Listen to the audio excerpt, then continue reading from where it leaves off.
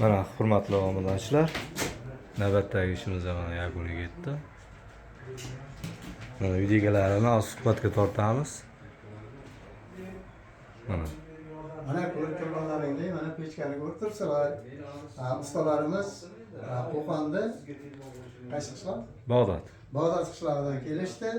Mana xudo xolasa 2 soat, 3 soat ichida qo'ldan chiqarib, mana bir qalom o'tyapti. Hali tugagan bir qalomimiz. Hali ichida yonayotgan. Hozir manilarda qo'li bor, orqasi ham mana shu isiyapti. 2 ta, 3 ta xonani bemalol isitar ekan.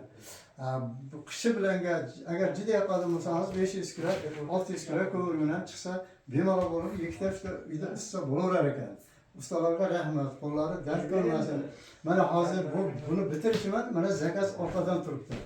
Ertaga xudo xolasa uyga ko'chamiz.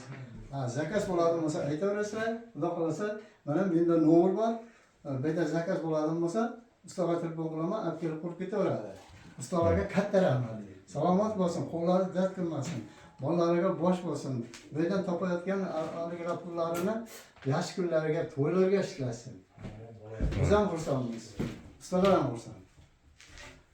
Mana hurmatli obunachilar, orqa tarafini ham ko'rsatamiz. Katta usta. Mana orqa tarafi. Ikkita xonani bemalol isitaveradi. Mana ko'rganlar boshlaymi? Mana orqa tarafi. Orqa tarafini ham ma'qulmi orqa tarafi ham? Orqa tarafi juda ham ma'qul. Mana buni qarang. Tepalariga nima narsa qo'ysangiz ham. Mana yerda nima duxovkasi bor ekan. Duxovkaga choynak, qolgan ovqatlarda issiq turadi. Qopoq qilib qo'ysa ham bo'lar ekan degan. O'sha qilsa ham. Mana ko'rinishlari juda chiroyli. Ustalarimiz rahmat, qo'llari dard ko'rmasin. Bunaqa ishlardan ko'plarini qilsin, xudo xolasa ko'p zakazlar chiqib, mana shu momoxondan ketamay, qolgan yerga ketamay yursin. Rahmat ustalar, qo'llarini dard ko'rmasin.